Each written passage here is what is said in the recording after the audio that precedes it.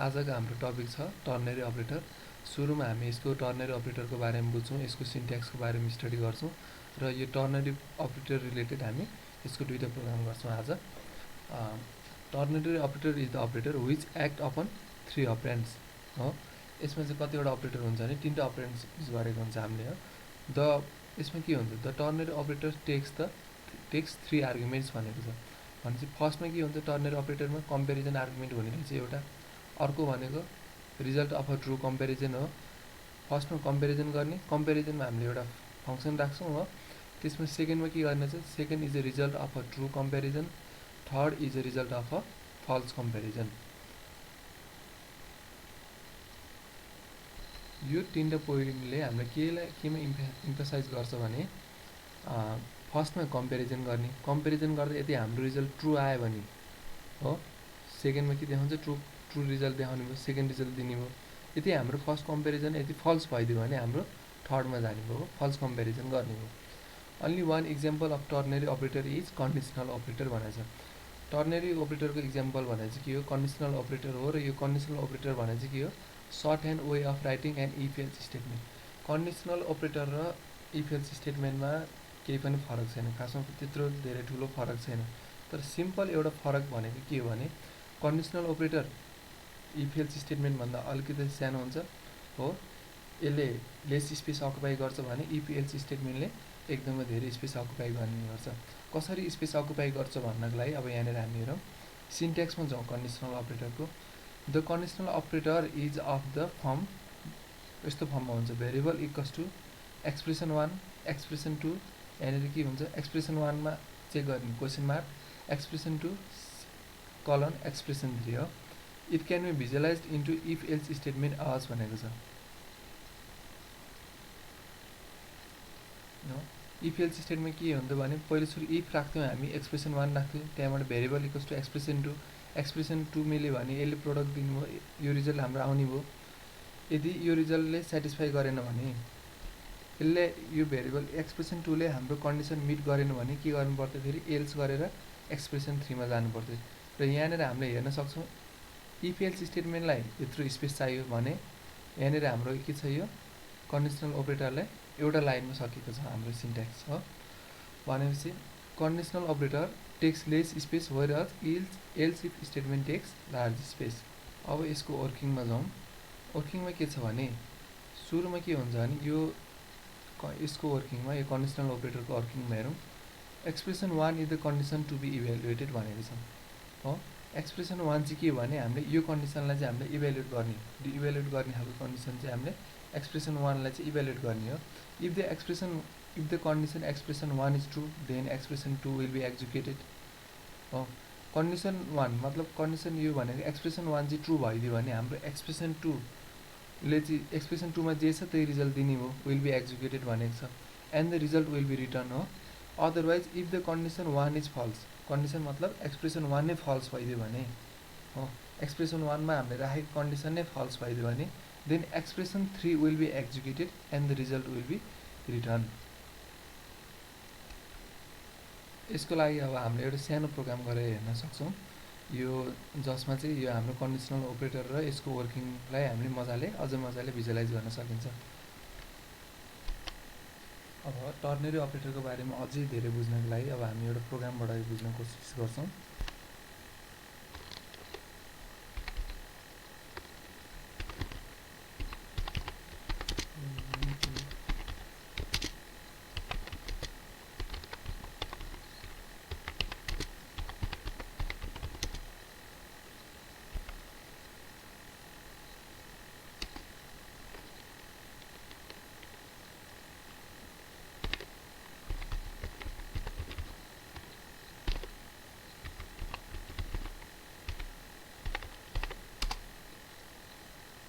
Include studio dot H राख्नुपर्छ सुरुमा।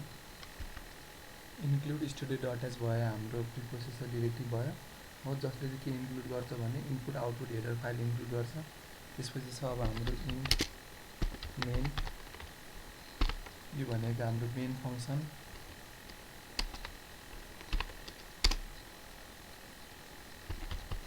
सुरुमा यहाँनिर हामीले डिक्लेयर गरौँ int A equals to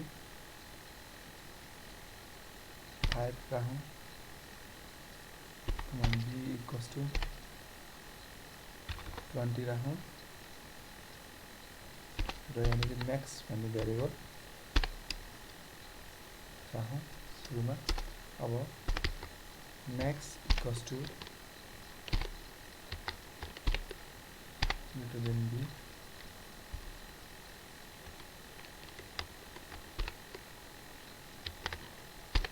colon b।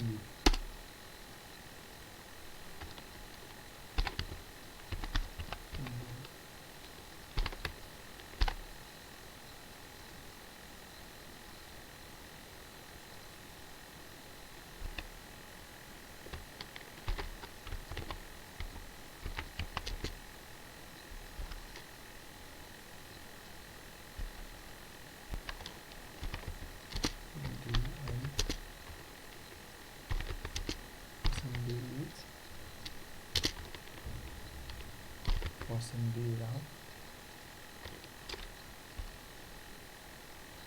र यहाँनिर a, b, max।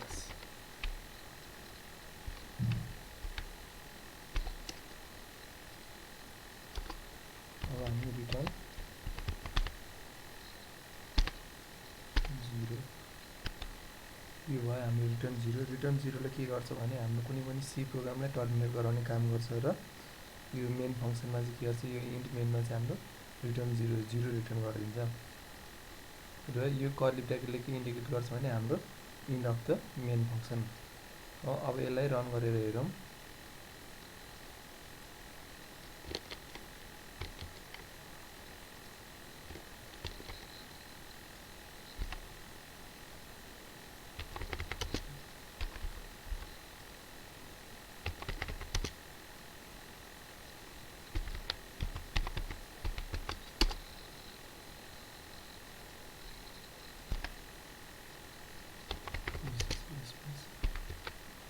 gcc space file name large dot C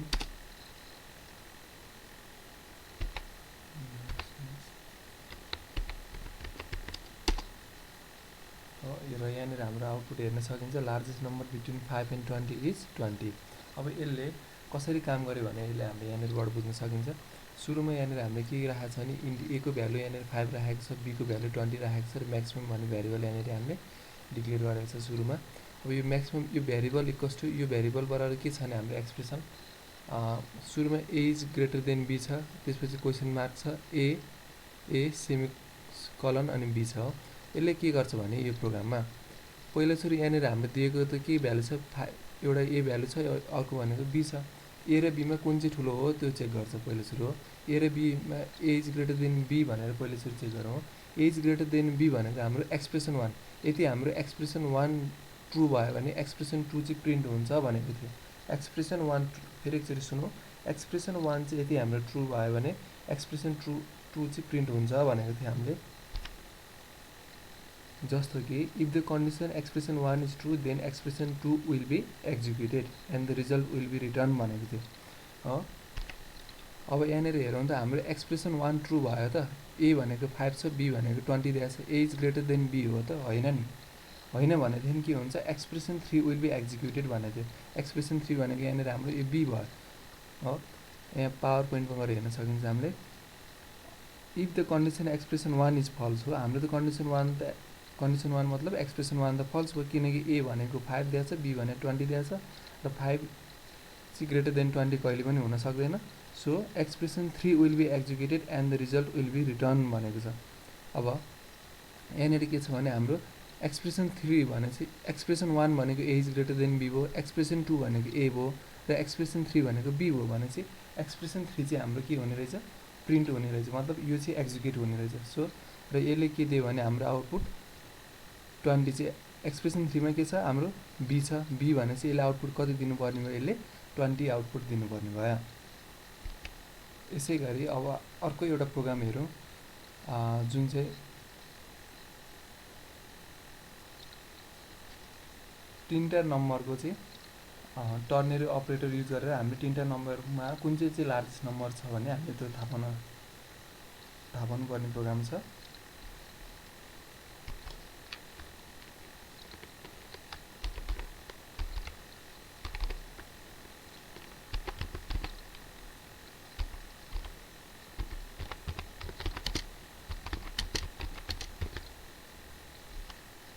सुरुको भयो यो हाम्रो हेडिङ भयो, यो भयो प्रोग्रामको नेम।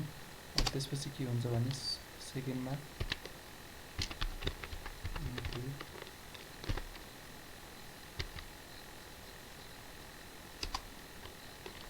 include studio.h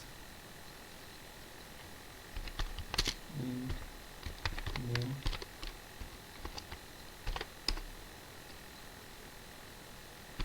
सुरुमा हामीले आफै डिफाइन गरौँ int a भनेको हाम्रो 5 हुन्छ भनेर राखौँ। b equals to 15 र c equals to 30 दिउँ र यहाँनिर म्याक्स भन्ने अर्को एउटा टिचर पनि डिफाइन गरौँ। अब हामीले के गर्नुपर्छ भने यसपछि अब हामीले कन्डिसन बनाउनुपर्छ। त्यसको लागि maximum variable equals to max equals to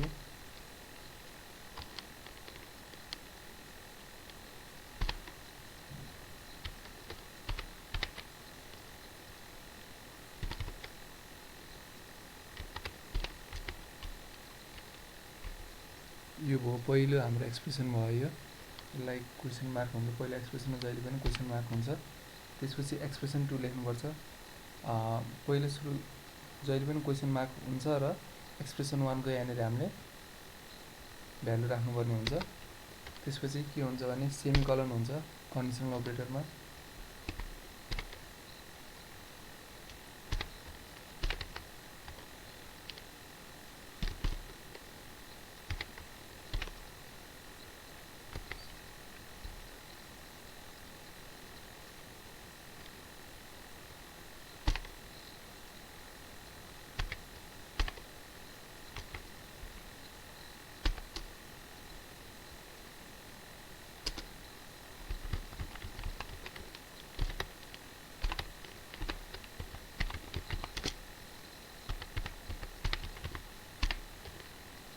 largest number equals to percentage d हुन्छ भनेर प्रिन्ट गरौँ कमा। र यसमा यो पर्सेन्टेज डीमा हाम्रो भ्यालु कहाँबाट आएर बस्नुपर्छ भने यो म्याक्समा आएको भ्यालु चाहिँ यसमा आएर प्रिन्ट हुनुपर्छ। सो यहाँनिर म्याक्समा बसेको भ्यालु प्रिन्ट गर्नुपर्छ भने यहाँनिर पछाडि म्याक्स राख्नु पर्यो। यो स्टेटमेन्टलाई टर्मिनेट गरौँ र माथि रिटर्न 0 जसले चाहिँ हाम्रो मेन फङ्सनलाई रिटर्न गराउने काम गर्छ।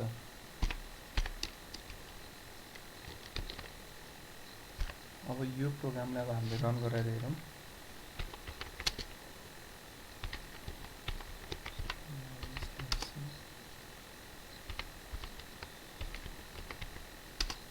हाम्रो आउटपुट के आयो भने लार्जेस्ट नम्बर इक्वल्स टु 30 भनेपछि अब यहाँनिर के हेरौँ भने यो प्रोग्राम कसरी एक्जिक्युट गरिरहेको छ त्यो कुरा बुझ्नु पर्यो। सुरुमा हामीले a भनेको 5 राखेको छौँ, b भनेको 15 राखेको छौँ र यहाँनिर c भनेको 30 राखेको छौँ र यहाँनिर अब हामीले कन्डिसनल अपरेटर लगाएको छौँ। हो कन्डिसनल अपरेटरले के भन्छ भने जहिले पनि सुरुमा एक्सप्रेसन 1 हेर्छ। हो एक्सप्रेसन 1 ट्रु भयो भने एक्सप्रेसन 2 एक्जिक्युट हुने भयो, अथवा एक्सप्रेसन 1 फल्स भइदियो भने सिधै हाम्रो के हुन्छ एक्सप्रेसन 3 एक्जिक्युट हुन्छ भन्छ। त्यसको लागि यहाँनिर अब हामीले कसरी रन गरेका छौँ भने सुरुमा के चेक गर्ने भयो a is greater then b भनेर चेक गर्ने भयो। यसले यहाँनिर a is greater then b हो a is greater then b and a is greater then c। यहाँ बिचमा हामीले जहिले पनि लजिकल एन्ड युज गर्नुपर्छ। a is greater then b and a is greater then c भनेपछि हो त a is greater then b र a is greater then c हो त हो भनेदेखि a प्रिन्ट हुनु पर्यो। तर यहाँनिर हाम्रो त होइन भनेदेखि के हुन्छ भने एक्सप्रेसन 3 विल बी एक्जिक्युटेड भन्छ। एक्सप्रेसन यो त सुरुमा हाम्रो एक्सप्रेसन 1 के भयो फल्स भयो।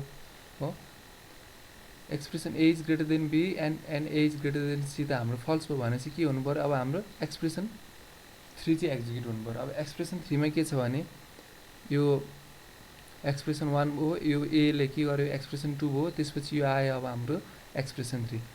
यहाँनिर के छ के राखौँ भने b is greater then a and b is greater then c हो। अब यो ट्रु भयो भने b प्रिन्ट हुन्छ, b चाहिँ एक्जिक्युट हुने भयो, b को भ्यालु प्रिन्ट हुने भयो। होइन भनेदेखि के हुने भयो, सी चाहिँ हाम्रो एक्जिक्युट हुने भयो। यो कुरालाई, यो कन्डिसनलाई हामीले कसरी नै हेर्न मिल्छ भने सुरुमा हाम्रो एक्सप्रेसन 1 भयो, यहाँदेखिको यति भनेको के भयो, हाम्रो एक्सप्रेसन 1 भयो। यो एक्सप्रेसन ट्रु थियो त हाम्रो, यहाँबाट के हेर्न सकिन्छ भने a is greater than b हो। एक्सप्रेसन 1 भनेको के भयो, a is greater than b and a is greater than c भयो। अब ए 5 इज ग्रेटर देन 15 र 5 इज ग्रेटर देन 30, यो त हाम्रो सिधै एक्सप्रेसन 1 त फल्स भयो।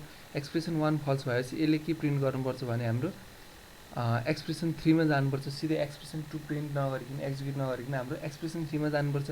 एक्सप्रेसन 3 मा हामीले के राख्यौँ भने B is greater than A र B is greater than C भनेर मानौँ।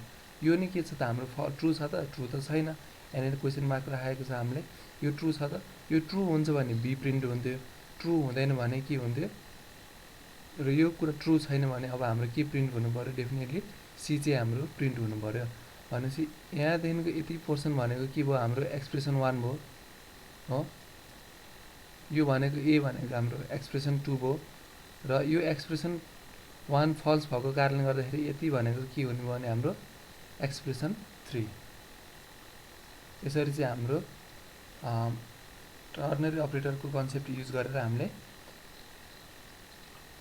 लार्जेस्ट नम्बर, 3वटा नम्बरमा लार्जेस्ट नम्बर चाहिँ हामीले थाहा पाउन सकिन्छ।